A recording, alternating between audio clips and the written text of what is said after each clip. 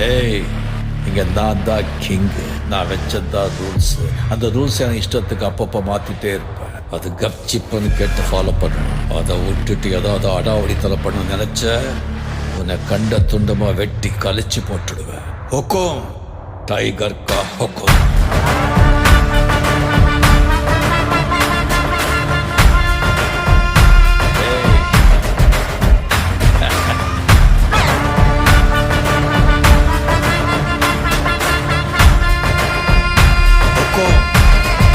tiger का